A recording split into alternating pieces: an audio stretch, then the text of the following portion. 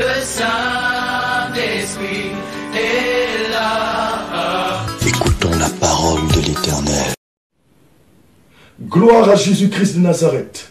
Je viens vous envoyer des salutations les plus chaleureuses qui puissent exister dans le nom puissant de Jésus-Christ.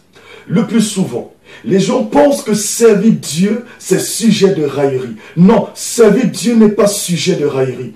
Il est important pour nous d'inviter la plénitude, la présence de Dieu, qui va davantage venir briser toute incompréhension au milieu de nous, au nom de Jésus-Christ, afin de nous permettre de nous connecter à la machine prophétique qui va nous permettre, n'est-ce pas, d'être des personnes bien affermies, bien averties, par la puissance de Jésus, au nom puissant de Jésus-Christ. Oui, je connais plusieurs médecins talentueux travailleurs qui n'ont pas percé. Je connais plusieurs footballeurs talentueux et travailleurs qui n'ont pas percé. Je connais plusieurs politiciens, travailleurs et talentueux qui n'ont pas percé. Qu'est-ce que je veux dire? Écoutons la parole. Je veux tous dire que c'est par la grâce de Dieu que nous sommes quelque chose. Car Zacharie 4, verset 6 nous dit que ce n'est ni par la puissance, ce n'est ni par la force, c'est par l'Esprit de Dieu. C'est-à-dire, c'est par la grâce de Dieu que nous pouvons être médecins. C'est par la grâce de Dieu que nous pouvons exister. C'est par la grâce de Dieu que nous sommes ce que nous sommes. C'est par la grâce de Dieu que nous expérimentons le bonheur.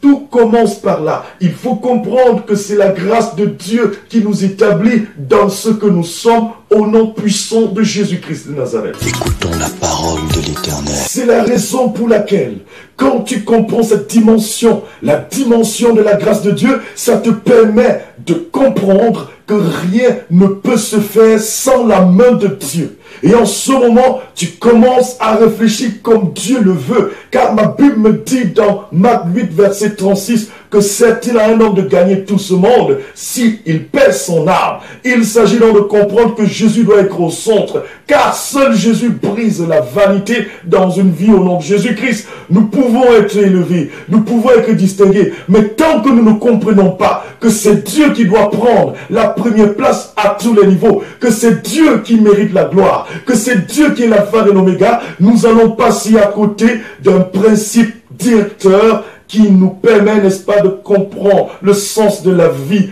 tel que Dieu le veut, au nom puissant de Jésus-Christ de Nazareth. Écoutons la parole de l'Éternel. Je connais un homme dans la Bible, dans le livre de 1 Roi 10, verset 23, le Seigneur nous décrit l'image, je veux dire, la personnalité d'un homme qui était le plus riche du monde. Je parle du roi Salomon. Il était le plus riche quand vous lisez 1 Roi 10, verset 23.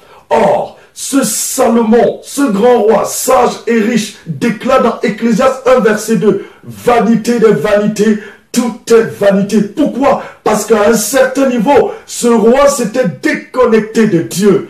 Non, je suis venu te dire de ne point te déconnecter de Dieu, car si tu es riche sans Dieu, ça ne représente rien. Si tu es élevé sans Dieu, ça ne représente rien. C'est Dieu qui donne un sens à la vie. C'est Dieu qui donne un sens à ta vie. Sans Dieu, tu ne représentes rien. Salomon avait saisi cela et c'est la raison pour laquelle il pouvait dire vanité des vanités. Tout est vanité parce qu'à un certain niveau, il s'était déconnecté de Dieu. Ma Bible me dit que Salomon, Écoutons la parole de l'Éternel. dans 1 Roi 11, verset 6, que Salomon s'était déconnecté de la plénitude de la présence de Dieu.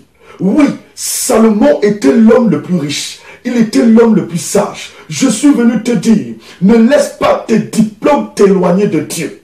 Ne laisse pas ta richesse t'éloigner de Dieu. Ne laisse pas ta position sociale t'éloigner de Dieu. Ne laisse pas ta grandeur t'éloigner de Dieu. Oui, les gens peuvent croire que servir Dieu, c'est une forme de folie. Mais non, Dieu utilise les choses viles de ce monde pour confondre les sages. Ma Bible me dit dans 1 Corinthiens 1, verset 27 à 28, que Dieu utilise les choses folles, les choses que les hommes méprisent, pour confondre les sages de ce monde. Non, ne laisse pas la sagesse du monde t'aveugler en ce qui concerne les choses de Dieu. Écoutons la parole de l'Éternel.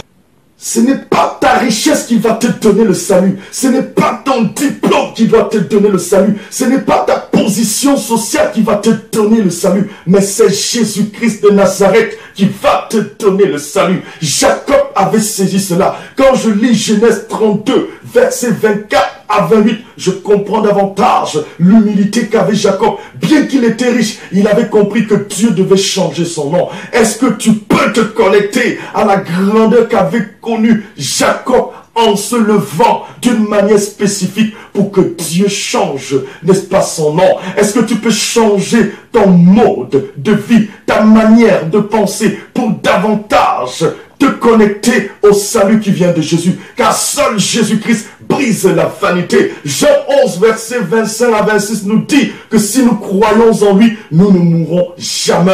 Écoutons la parole de l'Éternel. Ne laisse pas le mépris du monde te déconnecter par rapport à cette vérité. Ne laisse pas l'arrogance du monde te déconnecter par rapport à cette réalité. Oui, se vantant d'être sages, ils sont devenus fous. Romains 1, verset 22. Non, ne laisse pas la sagesse du monde t'influencer négativement au nom puissant de Jésus-Christ. Fais confiance au Seigneur. Oui, ils peuvent se vanter parce qu'ils sont développés. Ils peuvent se vanter parce qu'ils sont riches. Mais le plus important, c'est le salut. C'est le salut. Écoutons la parole de l'Éternel. Il est important de préciser ceci. Rechercher le salut ne veut pas dire que Dieu ne veut pas nous enrichir. Rechercher le salut ne veut pas dire que Dieu ne désire pas que nous puissions expérimenter le développement. Ma Bible me dit dans Matthieu 6, verset 33, de chercher premièrement le royaume et la justice de Dieu, et toutes choses nous seront données par-dessus. Donc le désir de Dieu, c'est de nous voir chercher premièrement son royaume. Et ensuite, le Dieu que nous servons va nous bénir. Écoute bien, Dieu veut voir ses enfants expérimenter la grandeur sur le plan intellectuel, spirituel, financier et à tous les niveaux pour sa gloire au nom puissant de Jésus-Christ. Nous devons retenir que la grâce de Dieu ne doit pas être reçue en vain. Ma Bible me dit dans 2 Corinthiens 6, verset 2, de ne point recevoir cette grâce en vain.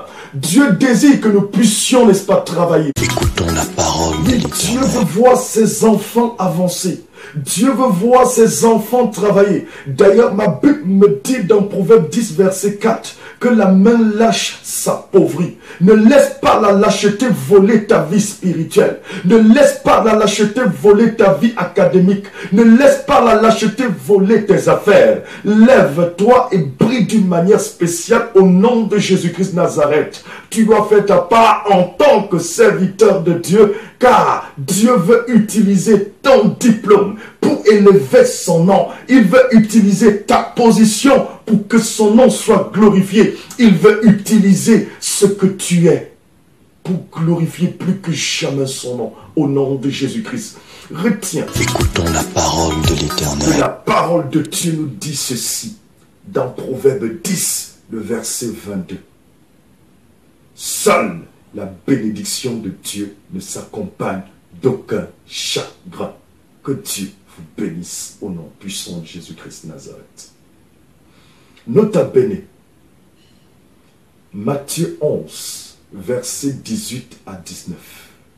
Ma Bible dit que Jean-Baptiste est venu.